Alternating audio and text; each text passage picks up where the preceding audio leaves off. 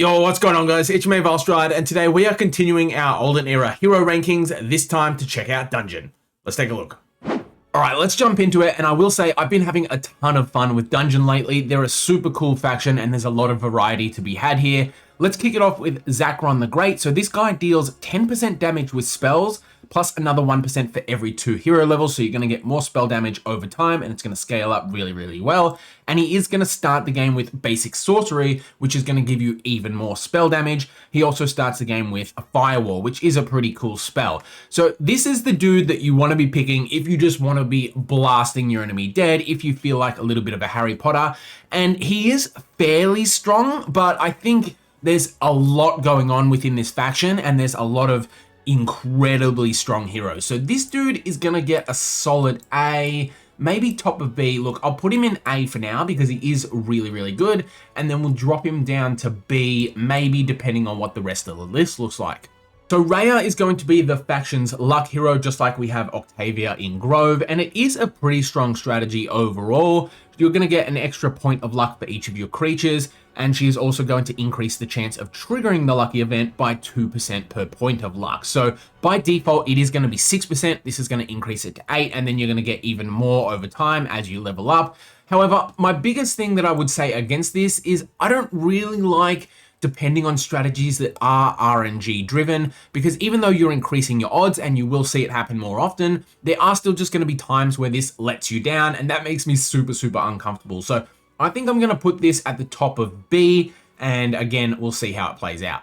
Devir, son of Devir, is going to be our Minotaur specialist, and this dude is an absolute beast. Easily one of my favorite heroes to play, and he is a ton of fun, but not only that, he is also incredibly strong. So we're going to get more Minotaurs. They're going to be stronger, which is really nice because you won't bleed them as much in the early game, and you can get super aggressive with them. They obviously have the parry ability if you upgrade them to the Minotaur Lord, which I highly suggest you do because that will help keeping their numbers high even more. And why this is particularly good is because you can get Minotaurs like super early in the build order. So you can build them as early as day 1 when you're playing Dungeon. And if you're on a map like Exodus, you can branch out, get your 4 faction towns, and easily be quad building Minotaurs and get super high numbers. And there's really not a lot your opponent can do about them. This dude is an absolute Chad and easily S tier, no argument about it. Next up, we've got Tellaris the Betrayed, and I'm pretty low on this guy overall. He's going to start the game with Masterful Early Start, which can't be dispelled, but part of the problem is who's dispelling your early starts, right? Like, you can get this on any hero, but your opponent is very rarely going to waste time casting a spell that dispels this effect when there's so many better things they could be doing.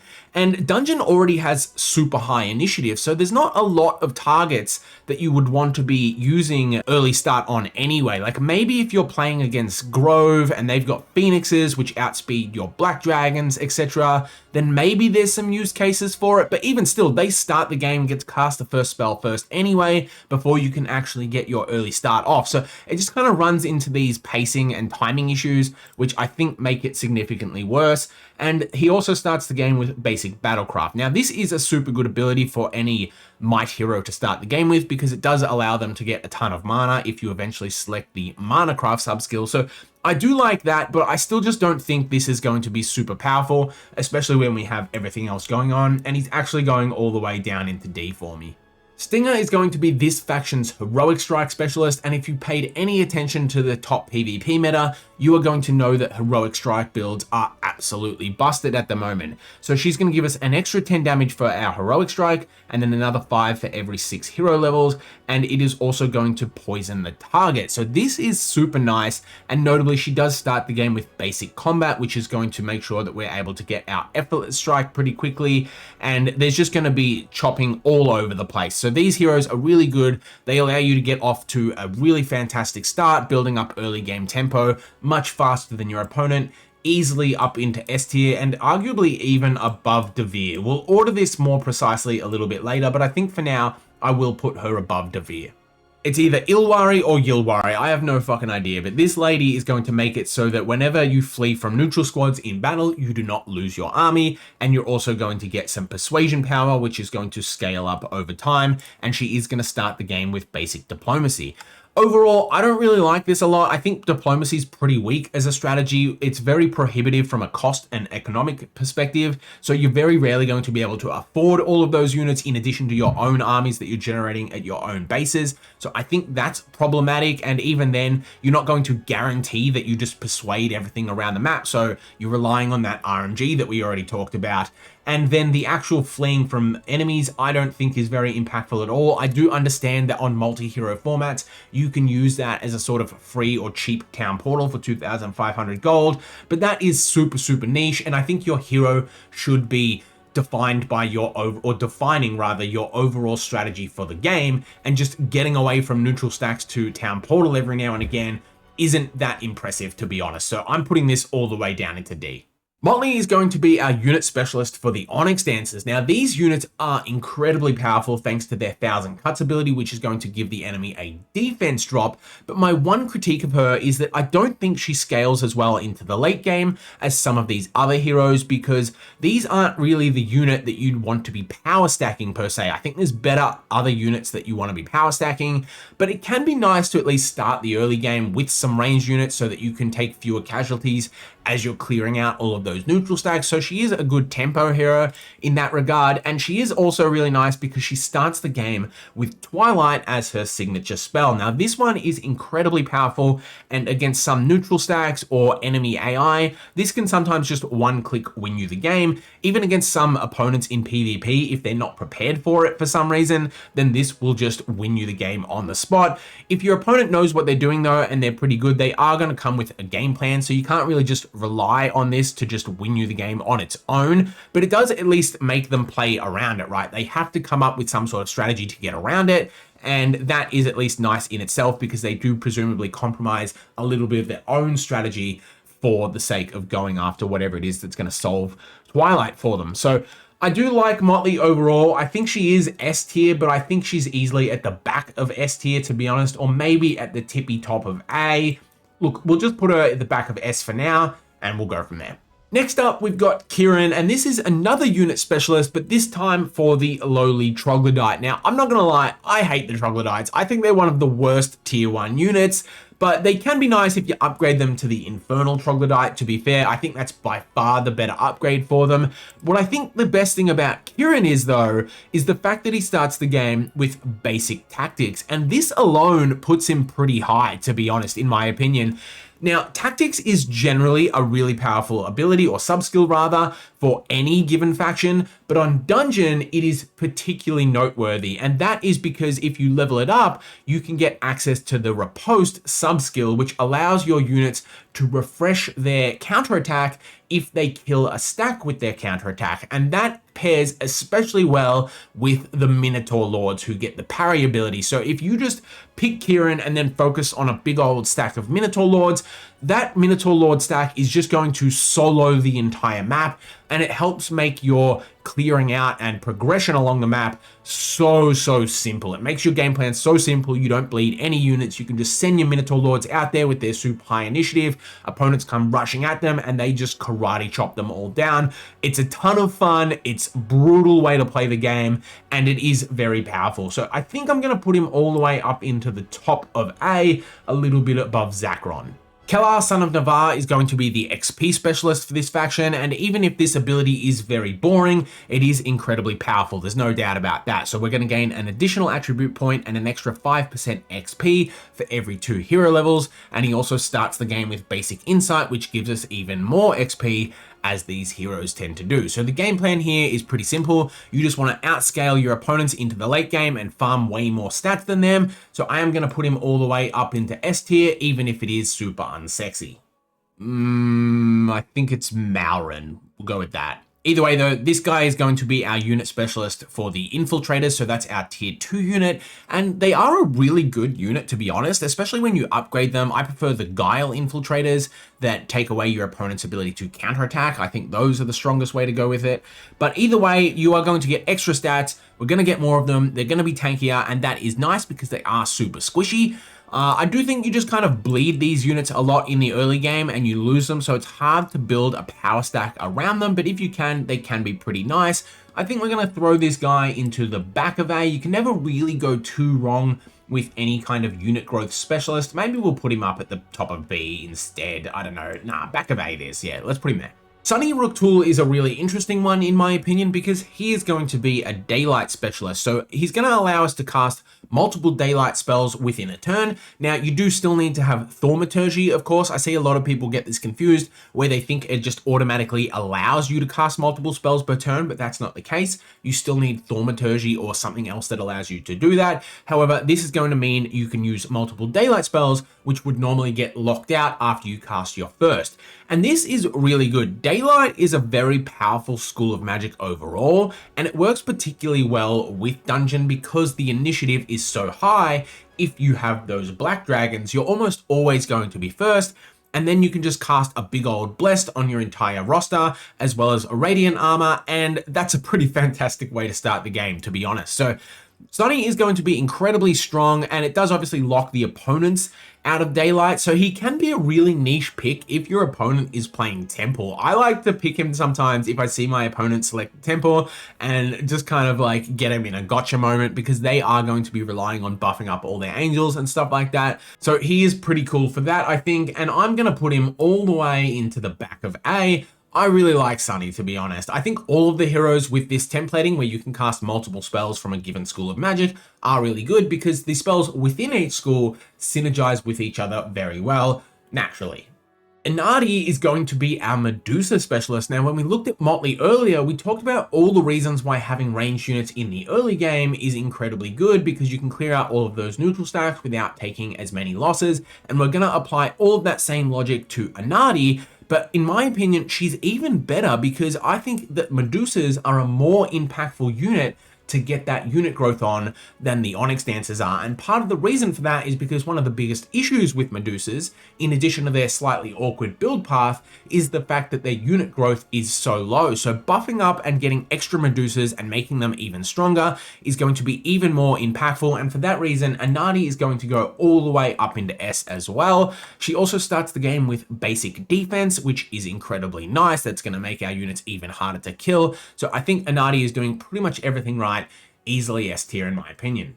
Gleard the Grey is going to have the same templating as Sunny, but this time we're able to cast multiple arcane spells instead of daylight ones. However, I do think that is significantly worse. I think arcane is one of the worst schools of magic in the game, so I am going to put Gleard down into B. If it was Gleard the White, maybe we'd be talking, but Gleard the Grey just ain't hitting that hard. Next up, we've got Greta, daughter of Navarr, and she is going to be our first econ specialist. So she's going to give us extra gems per day, and she's going to start the game with basic economy for that extra gold. Now, I've talked about this in my other videos. I think you can only rank the economy heroes so low, especially if you are trying to average out their effectiveness or their power level across all of the different game types. I think in single hero mode, they're not as good, but if you're playing in multi-hero classic or anything like that, then they are going to be incredibly strong. Even if they're not your starting hero, if you can find them in one of your faction's town, then they're going to put in a lot of work. They are always going to be doing something for you, and that can't be said for every single hero on this list. So for that reason, I am going to put her all the way up into B. I'm definitely going to put her above Gleard as well. I think if you want to build out dragons on like week 1 Exodus or something like that, then this is going to be the go for you as well. She is going to make that happen a lot easier than all of the other heroes. Then we've got Sister Deira, who starts the game with the Masterful Arena's Chosen spell. Now, what I don't really like about this one is the fact that all the Masterful version does is give you an extra turn. And you've got a bunch of other ways to get more turns or more duration out of your spells anyway. So I don't know if the Masterful version is really that much better, to be completely honest. However, it is a really powerful spell, so just having it off the rip is really strong. It's a tier 5 spell and you just get it out the gate. So that's pretty crazy. And she does start the game with basic thaumaturgy, which is a really nice skill. Though I will say to that point that you're likely to find basic thaumaturgy on any of your magic heroes anyway. So I don't know if it's a big deal, but she is going to be better than these D tier heroes just because having a tier 5 spell to start your game is really, really good. So she's going to go into C, and I think I'm pretty comfortable with that one. But we've got just a few more to go, and Glastor is going to be next. This is another economy hero, this time just straight up giving us more gold. So he is, of course, going to start the game with basic economy as well, and I'm just going to put him straight into B, right behind the gem lady. I do think the gems are a little bit better because they lend toward that dragon build, though you can, of course, just trade in your gold for gems, but I don't think it's quite going to get you there as fast. So I think he's just a little bit worse, but still in B. Moving on, we've got our final unit specialist. So let's talk about Typhona. She is going to give us extra Hydra growth, and notably, she's going to start the game with just straight up 2 Hydras. Now, you might be looking at that going, hang on, why do I only get 2 units? Where's my army? Well, you don't need more army. 2 Hydras is insane for the early game, and this will just clear out so many early low-level neutral stacks on their own. Like, I've played games with Typhona where I don't even really build in to the Hydras like very early because it is a really awkward build path. You do have to go a long way down your build tree to get there. So it can be annoying to power stack them or difficult to power stack them. But that being said, extra Hydra growth is huge. Once you do get there, more Hydras is more good.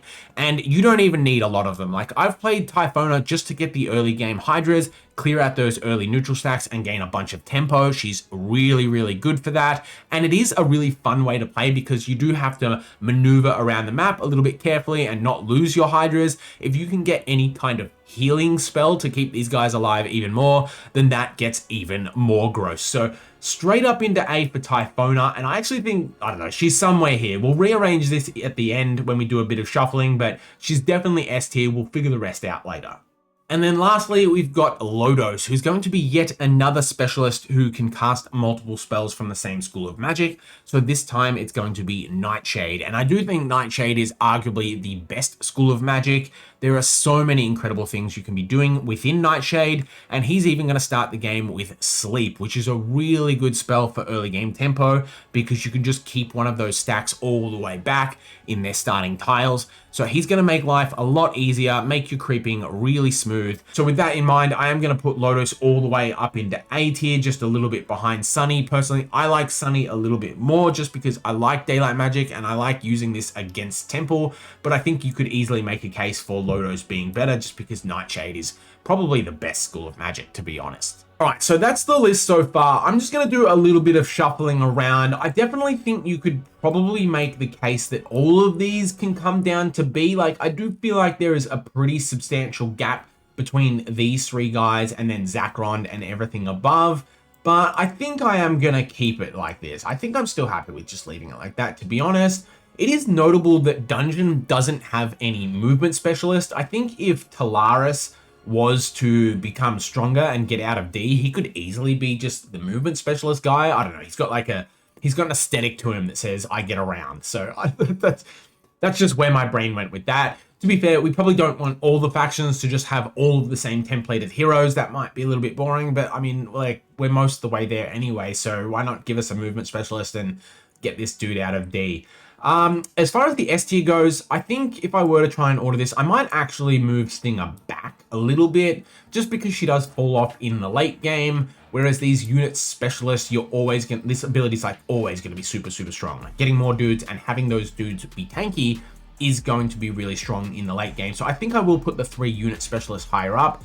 This dude could go all the way up to the top as well, but it is very template dependent, I think. So I think it does take a little while to get this off the ground and running in order to, fully benefit from all of those extra stacks. Motley is definitely at the back of these, in my opinion. So I think I am pretty happy with leaving it like that. Maybe the Hydras aren't as good because it can take a lot to get them going. So maybe something like this. I don't know. To be honest, the first 5 of these are all pretty interchangeable in my opinion. So I'm going to leave it like that. Let me know what you guys think about the list in the comments down below. I'd love to hear all of your opinions. What am I underrating? What am I overrating? What would you change? Either way though, thank you all for watching. I'll catch you next time. Have a good one.